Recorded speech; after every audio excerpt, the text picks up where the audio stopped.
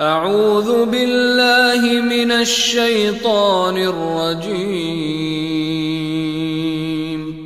بسم الله الرحمن الرحيم. تبارك الذي بيده الملك وهو على كل شيء قدير. الذي خلق الموت والحياة ليبلوكم أيكم أحسن عملا وهو العزيز الغفور.